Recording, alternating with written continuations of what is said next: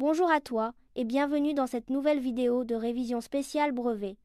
Tu veux savoir comment transformer un problème en équation, étape par étape, alors écoute bien. Et surtout, regarde bien la vidéo car toutes les étapes s'afficheront à l'écran pendant qu'on t'explique. Mettre un problème en équation, c'est quoi? Tu as un énoncé, une situation à résoudre. Ton but?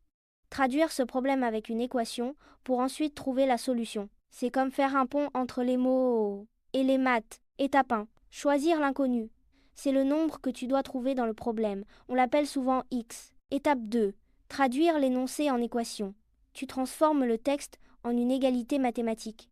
C'est là qu'il faut bien comprendre le sens du problème. Étape 3. Résoudre l'équation. Tu appliques la méthode vue dans les vidéos précédentes pour trouver la valeur de l'inconnu. Étape 4. Conclure par rapport à l'énoncé. Tu rédiges une réponse claire, en rapport avec la question posée dans le problème. La méthodologie. Le périmètre d'un jardin rectangulaire est 40 mètres. Sa longueur fait 4 mètres de plus que sa largeur.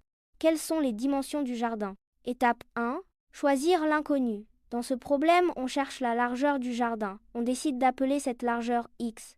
Étape 2. Traduire l'énoncé en équation. La longueur du jardin est égale à la largeur plus 4 mètres. Le périmètre du jardin est égal à la somme de 2 fois la largeur et 2 fois la longueur. On écrit cette relation sous forme d'une phrase mathématique. Étape 3. Résoudre l'équation.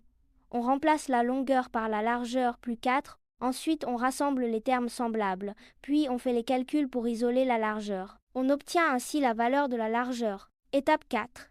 Conclure. La largeur du jardin est 8 mètres. La longueur est donc 8 mètres plus 4, soit 12 mètres. Ce sont les dimensions du jardin.